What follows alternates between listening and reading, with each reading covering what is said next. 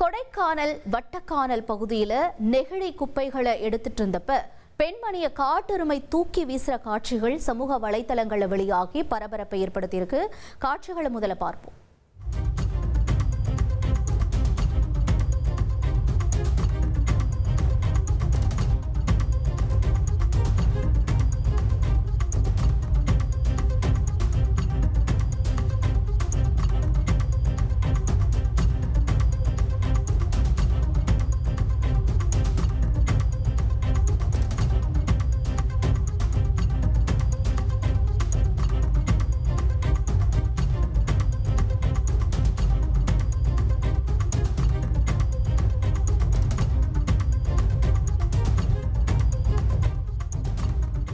கூடுதல் விவரங்களை செய்தியாளர் ஹரிஹரன் வழங்கிட நம்ம கேட்கலாம். ஹரிஹரன் வணக்கம். என்ன நிகழ்ந்தது? இந்த சம்பவம் தொடர்பான முழு விவரங்களை பதிவு செய்யுங்க.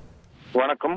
கொடைக்கானலில் கடந்த சில வருடங்களாகவே நகர்ப்பகுதியில் காட்டெருமையில் கூட்டம் வலம் வருவது அதிகரிக்க துவங்கியுள்ளது. இந்நிலையில கொடைக்கானல் அருகே உள்ள வட்டக்கானல் பகுதியில் நெகிழி பொருட்களை எடுத்துக் கொண்டிருந்த பெண்மணியை அந்த வழியாக வந்த காட்டெருமை தனது கொம்பின் மூலம் தூக்கி எறியும் காட்சிகளை தற்போது சமூக வலைதளங்களில் பரவி வருகிறது.